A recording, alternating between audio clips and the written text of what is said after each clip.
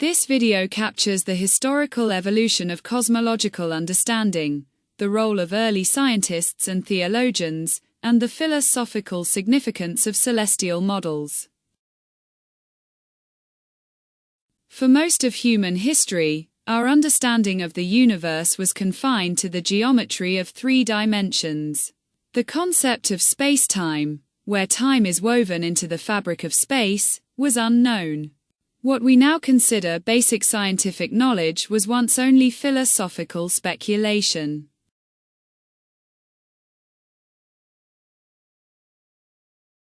In ancient times, scholars and mystics gazed at the heavens not just to measure movement, but to seek meaning.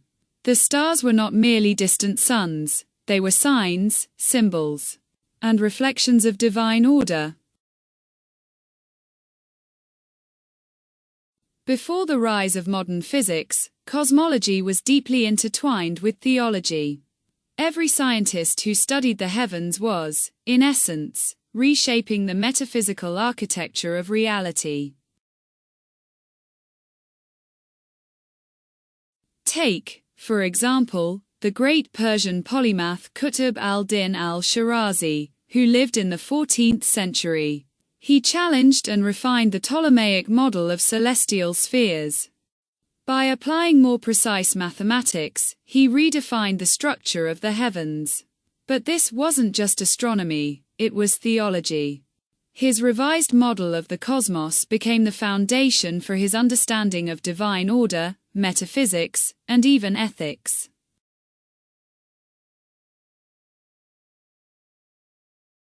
This was a common pattern. Whenever a scholar discovered a more accurate model of planetary motion, they didn't just update their astronomy textbook. They rewrote their theology. They restructured their philosophy. They reimagined the hierarchy of the heavens.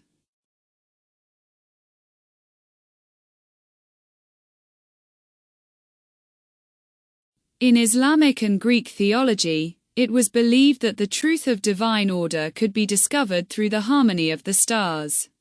The celestial spheres were not just mechanical, they were metaphysical. They represented layers of reality, each more refined and spiritual than the last.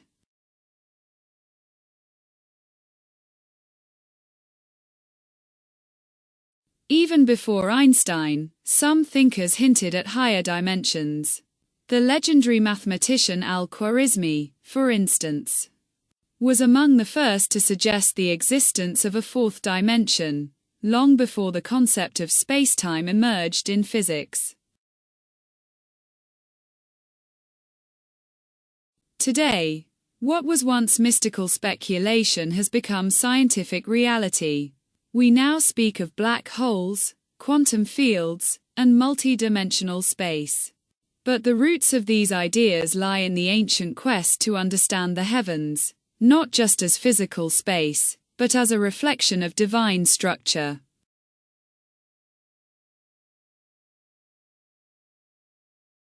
So when we study cosmology, we're not just studying physics. We're continuing a tradition that spans millennia. A tradition where the stars are not just objects, but questions. Where every orbit is a metaphor.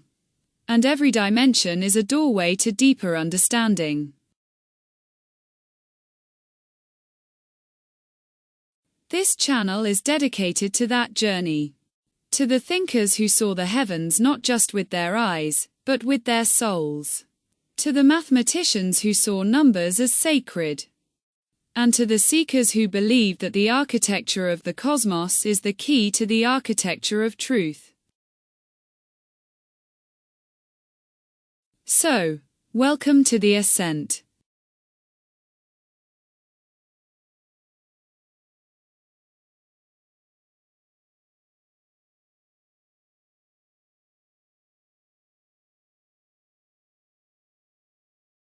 Throughout history, the study of the heavens was never just about stars, it was about structure. The ancients believed that the cosmos was a mirror of divine order. From Plato's world of forms to the Quran's 7 heavens, the sky was seen as a layered reality, each level more refined, more luminous, and more metaphysically significant than the one below. Platonism and the geometry of the divine.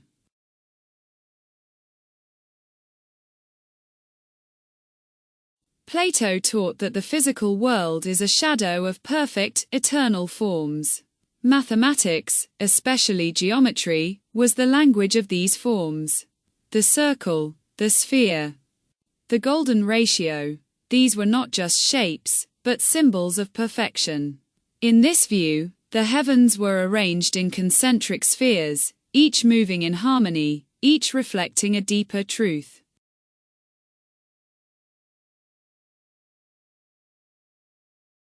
This idea was inherited and expanded by Islamic philosophers like al-Farabi, Avicenna, Ibn Sina, and Suhrawardi. They saw the celestial spheres as metaphysical layers, realms of intellect, soul, and divine light. The role of mathematics in theological cosmology. Mathematics was not just a tool, it was a sacred language. When Qutb al-Din al-Shirazi refined the Ptolemaic model, he wasn't just correcting planetary motion. He was redefining the architecture of divine order. Each sphere, each orbit, each epicycle was a reflection of metaphysical principles.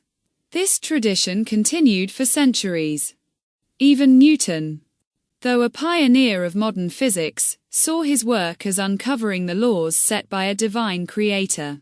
And Cantor, the father of set theory and transfinite numbers, believed that his discoveries about infinity were glimpses into the mind of God. From celestial spheres to multidimensional space. Today, we speak of dimensions beyond the third. We model the universe with tensors, manifolds, and Hilbert spaces. But the philosophical question remains, are these just mathematical abstractions?